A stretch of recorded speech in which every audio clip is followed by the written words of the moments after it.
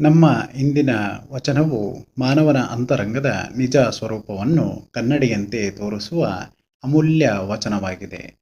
ಶರಣರ ದೃಷ್ಟಿಯಲ್ಲಿ ಮನುಷ್ಯನ ಬದುಕಿನ ದೊಡ್ಡ ಸಮಸ್ಯೆ ಹೊರಗಿನ ಪ್ರಪಂಚವಲ್ಲ, ತನ್ನೊಳಗಿನ ಅಸ್ಥಿರ ಮನಸ್ಸೇ ಆಗಿರುತ್ತದೆ. ಹೊರಗೆ ಗಟ್ಟಿಯಾಗಿ ಆಕರ್ಷವಾಗಿ ಕಾಣುವ ಹತ್ತಿಯ ಹಣ್ಣಿನೊಳಗೆ ಅನೇಕ ಹುಳುಗಳು ಇರುವಂತೆ ನಮ್ಮ ಮನಸ್ಸು ಆಸೆ, ಅಹಂಕಾರ, ಮೋಹ, ಲೋಭ, ಕೀರ್ತಿಯ ಬಯಕೆ ಮತ್ತು ಮಮಕಾರಗಳಿಂದ ತುಂಬಿಕೊಂಡಿದ್ದರೆ ಅದರೊಳಗೆ ನಿಜವಾದ ಆತ್ಮಸಾರ ಉಳಿಯೋದಿಲ್ಲ. ಇಲ್ಲಿ ಅಪ್ಪ ಬಸವಣ್ಣನವರು ತಮ್ಮನ್ನು ತಾವೇ ದೂಷಿಸುತ್ತಿಲ್ಲ, ಆತ್ಮ ಪರಿಶೀಲನೆಯ ಮೂಲಕ ಪ್ರತಿಯೊಬ್ಬ ಸಾಧಕನ ಮನಸ್ಸಿನ ಸ್ಥಿತಿಯನ್ನು ನಮ್ಮ ಮುಂದೆ ಇಡುತ್ತಿದ್ದಾರೆ. ನಾನು ಯಾರು? ನನ್ನ ಬದುಕಿನ ಸಾರವೇನು? ನನ್ನ ಭಕ್ತಿಯು ನಿಜವೋ ಅಥವಾ ಕೇವಲ ಪ್ರಪಂಚದ ಡಂಬಕವೋ ಎಂಬ ಪ್ರಶ್ನೆಗಳನ್ನು ಇಂದಿನ ವಚನ ನಮ್ಮೊಳಗೆ ಎಬ್ಬಿಸುತ್ತದೆ.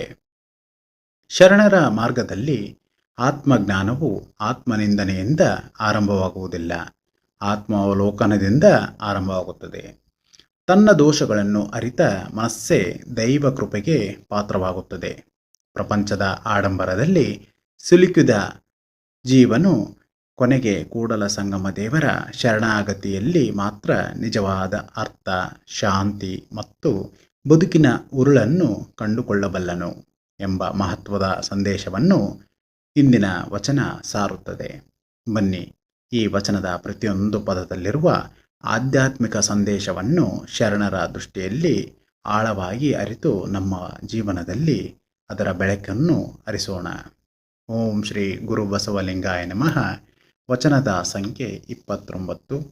ಎನ್ನ ಚಿತ್ತವು ಅತ್ತಿಯ ಹಣ್ಣು ನೋಡಯ್ಯ, ವಿಚಾರಿಸಿದಡೆ ಏನೂ ಉರುಳಿಲ್ಲಯ್ಯ. ಪ್ರಪಂಚನ ಡಂಬಿನಲ್ಲಿ ಎನ್ನ ನೊಂದು ರೂಪು ಮಾಡಿ ನೀವಿರಿಸಿದಿರಿ ಕೂಡಲ ಸಂಗಮ ದೇವ. ಈ ವಚನಕ್ಕೆ ಒಂದು ಸಣ್ಣ ಸುಂದರವಾದ ಕಥೆಯ ಮೂಲಕ ನಿರ್ವಚನ ಮಾಡೋಣ.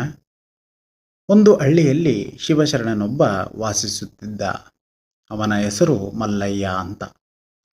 ಬಾಲ್ಯದಿಂದಲೇ ದೇವರ ಭಕ್ತನಾಗಿದ್ದರೂ ಬೆಳೆದಂತೆ ಲೋಕದ ಆಕರ್ಷಣೆಗಳು ಅವನ ಮನಸ್ಸನ್ನು ಸೆಳೆಯತೊಡಗುತ್ತವೆ. ಹಣ, ಕೀರ್ತಿ, ಅಧಿಕಾರ, ಹೊಗಳಿಕೆ ಇವೆಲ್ಲವೂ ಜೀವನದ ಸಾರ್ಥಕತೆ ಎಂದು ಅವನು ಭಾವಿಸಿರುತ್ತಾನೆ. ಒಂದು ದಿನ ಕಾಡಿನಲ್ಲಿ ನಡೆಯುತ್ತಿರಬೇಕಾದರೆ ದೊಡ್ಡ ಅತ್ತಿ ಮರ ಕಾಣುತ್ತದೆ. ಅದರ ಮೇಲೆ ಕೆಂಪಾದ ಹಣ್ಣುಗಳು ಕಂಗೊಳಿಸುತ್ತಿದ್ದವು. ಅವುಗಳನ್ನು ಕಂಡ ಮಲ್ಲಯ್ಯನ ಬಾಯಲ್ಲಿ ನೀರು ಬರುತ್ತೆ. ಮರ ಹತ್ತಿ ಕಷ್ಟಪಟ್ಟು ಹಣ್ಣುಗಳನ್ನು ಕಿತ್ತು ಒಂದೊಂದಾಗಿ ಒಡೆದು ನೋಡುತ್ತಾನೆ. ಆದರೆ ಆಶ್ಚರ್ಯ ಅಂದರೆ ಒಳಗೆ ಹುಳುಗಳೇ ತುಂಬಿದ್ದವು. ಕೆಲವು ಹಣ್ಣುಗಳಲ್ಲಿ ತಿನ್ನಲು ಯೋಗ್ಯವಾದ ತಿರುಳೇ ಇರಲಿಲ್ಲ. ಹೊರಗೆ ಸುಂದರವಾಗಿ ಕಾಣಿಸಿರ್ತಕ್ಕಂಥ ಈ ಹಣ್ಣುಗಳು ಒಳಗೆ ಶೂನ್ಯವಾಗಿದ್ದವು, ಅಂದರೆ ಸರಿಯಾಗಿರಲಿಲ್ಲ. ಆ ಕ್ಷಣ ಅವನ ಮನಸ್ಸಿನಲ್ಲಿ ಒಂದು ಪ್ರಶ್ನೆ ಮೂಡುತ್ತದೆ. ನನ್ನ ಜೀವನವು ಇದೇ ರೀತಿಯಲ್ಲವೇ? ಹೊರಗೆ ವೈಭವ, ಒಳಗೆ ಶಾಂತಿ ಇಲ್ಲ. ಅವನು ಮನೆಗೆ ಮರಳುತ್ತಾನೆ. ತನ್ನ ಜೀವನವನ್ನು ವಿಚಾರಿಸಲು ಆರಂಭಿಸಿದ್ದ. ಸಂಪತ್ತೂ ಇದೆ, ಸ್ನೇಹಿತರೂ ಇದ್ದಾರೆ, ಮಾನವ ಮರ್ಯಾದೆ ಎಲ್ಲದೂ ಇದೆ. ಆದರೆ ಹೃದಯದಲ್ಲಿ ನೆಮ್ಮದಿ ಮಾತ್ರ ಇಲ್ಲ. ಆ ದೇವರ ನೆನಪು ಕ್ಷೀಣಿಸಿದೆ, ಆತ್ಮಸಂತೋಷ ಮಾಯವಾಗಿದೆ. ಆಗ ಅವನು ಹೃದಯದಲ್ಲಿ ಅಪ್ಪ ಗುರುದೇವರ ಈ ವಚನದ ಧ್ವನಿ ಮೊಳಗುತ್ತದೆ. ಎನ್ನ ಚಿತ್ತವು ಹತ್ತಿಯ ಹಣ್ಣು ನೋಡಯ್ಯ, ವಿಚಾರಿಸಿದಡೆ ಏನೂ ಉರುಳಿಲ್ಲಯ್ಯ. ಮಲ್ಲಯ್ಯನ ಕಣ್ಣುಗಳಲ್ಲಿ ನೀರು ತುಂಬುತ್ತದೆ. ಅವನ ದೇವರ ಮುಂದೆ ಕೈ ಮುಗಿದು ಹೀಗೆ ಪ್ರಾರ್ಥಿಸುತ್ತಾನೆ. ಅಪ್ಪ ಪರಮಾತ್ಮ, ಈ ಪ್ರಪಂಚದ ಡಂಬಕದಲ್ಲಿ ನನಗೂ ಒಂದು ರೂಪ ಕೊಟ್ಟು ನನ್ನನ್ನು ನಡೆಸಿದ್ದೀರಿ. ಆದರೆ ಈ ರೂಪವೇ ನನ್ನ ಸತ್ಯವಲ್ಲ. ನಿಮ್ಮ ಕೃಪೆಯಿಂದ ನನ್ನೊಳಗಿನ ಅಹಂಕಾರವನ್ನು ಕರಗಿಸಿ ನಿಜವಾದ ಭಕ್ತಿ, ಕಾಯಕ ಮತ್ತು ದಾಸೋಹದ ಬದುಕನ್ನು ಕರುಣಿಸು. ಆ ದಿನದಿಂದ ಅವನ ಜೀವನ ಬದಲಾಗುತ್ತದೆ. ಹೊರಗಿನ ಆಡಂಬರವನ್ನು ಬಿಟ್ಟು ಒಳಗಿನ ಶಿವಸ್ಮರಣೆಯನ್ನು ಅಳವಡಿಸಿಕೊಂಡನು. ಅವನ ಮುಖದಲ್ಲಿ ಮೂಡಿದ ಶಾಂತಿಯೇ ಅವನ ನಿಜವಾದ ಸಂಪತ್ತಾಗುತ್ತದೆ. ಈ ಕಥೆಯ ಸಂದೇಶವನ್ನು ನೋಡುವುದಾದರೆ, ಅಪ್ಪ ಬಸವಣ್ಣನವರು ಹತ್ತಿಯ ಹಣ್ಣನ್ನು ಒಂದು ಉದಾಹರಣೆಯಾಗಿ ಬಳಸಿದ್ದಾರೆ. ಹತ್ತಿಯ ಹಣ್ಣು ಹೊರಗೆ ಆಕರ್ಷಕವಾಗಿ ಕಾಣುತ್ತದೆ, ಆದರೆ ಒಳಗೆ ಉರುಳಿಲ್ಲದಿರಬಹುದು. ಅದೇ ರೀತಿ ಪ್ರಪಂಚದ ಸುಖ, ಸಂಪತ್ತು, ಕೀರ್ತಿ, ಅಹಂಕಾರ ಇವೆಲ್ಲವೂ ಹೊರಗೆ ಹೊಳೆಯುವಂತೆ ಕಂಡರೂ ಆತ್ಮಸತ್ಯವನ್ನು ಅರಿಯುವ ದೃಷ್ಟಿಯಿಂದ ನೋಡಿದರೆ ಅವು ಶಾಶ್ವತವಾದ ತೃಪ್ತಿಯನ್ನು ನೀಡುವುದಿಲ್ಲ. ಆದ್ದರಿಂದ ಶಿವಶರಣರು ಹೇಳುವುದು, ಪ್ರಪಂಚದಲ್ಲಿ ಬದುಕಿ ಪ್ರಪಂಚದ ಮೋಹಕ್ಕೆ ಬಲಿಯಾಗಬೇಡ ಅಂತ. ರೂಪಕ್ಕಿಂತ ಅಂತರಂಗವನ್ನು ಶುದ್ಧಗೊಳಿಸಿಕೊಳ್ಳಬೇಕು.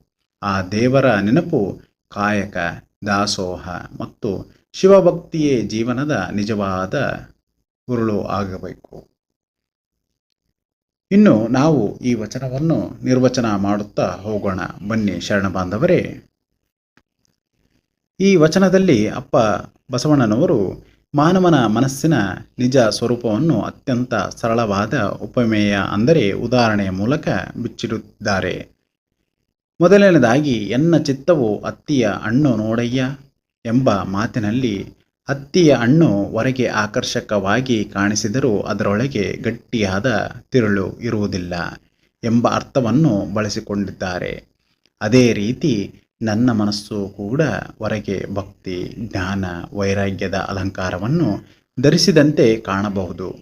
ಆದರೆ ಆತ್ಮ ಪರಿಶೀಲನೆ ಮಾಡಿದಾಗ ಅದರೊಳಗೆ ನಿಜವಾದ ಭಕ್ತಿಯ ಸಾರ, ಸ್ಥಿರತೆ ಮತ್ತು ದೇವರ ಅನುಭವ ಕಾಣುವುದಿಲ್ಲ ಎಂದು ಇಲ್ಲಿ ಅಪ್ಪ ಬಸವಣ್ಣನವರು ತಮ್ಮನ್ನೇ ತಾವು ವಿಮರ್ಶಿಸಿಕೊಳ್ಳುತ್ತಾರೆ.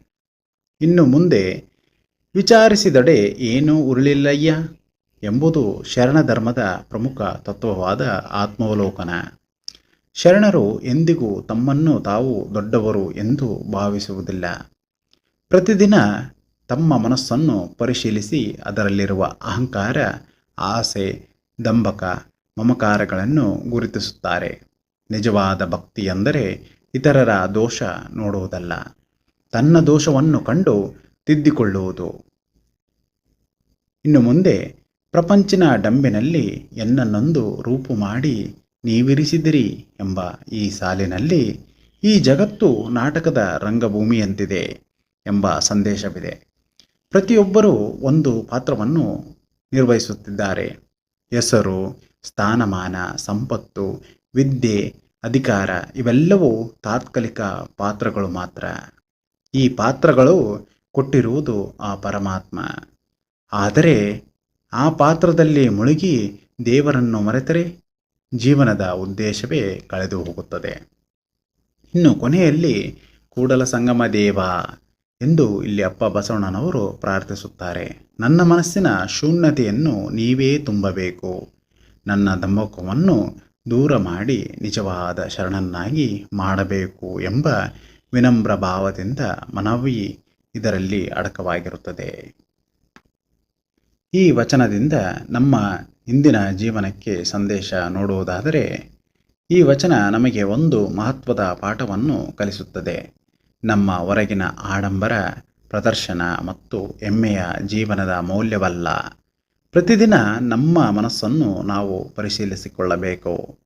ಅದರೊಳಗೆ ಭಕ್ತಿ, ಕರುಣೆ, ಸತ್ಯ, ಕಾಯಕ ಮತ್ತು ದಾಸೋಹದ ತಿರುಳು ಬೆಳೆಯುವಂತೆ ಮಾಡುವುದು ಶರಣ ಧರ್ಮದ ಸಾರವಾಗಿರುತ್ತದೆ. ಹೊರಗಿನ ರೂಪವಲ್ಲ, ಒಳಗಿನ ತಿರುಳೇ ಶರಣನ ನಿಜವಾದ ಸಂಪತ್ತು. ಆತ್ಮಾವಲೋಕನದಿಂದ ಮನಸ್ಸನ್ನು ಶುದ್ಧಗೊಳಿಸಿ ಆ ಪರಮಾತ್ಮನ ಕೃಪೆಗೆ ಪಾತ್ರರಾಗುವುದು ಈ ವಚನದ ಸಂದೇಶ ಆಗಿರುತ್ತದೆ. ನನ್ನ ಅರಿವಿಗೆ ಬಂದಿದ್ದನ್ನು ನಾನು ಎಡೆ ಮಾಡಿದ್ದೇನೆ. ಎಲ್ಲ ಶರಣ ಬಾಂಧವರಿಗೂ ಭಕ್ತಿಯ ಶರಣಾರ್ಥಿಗಳು.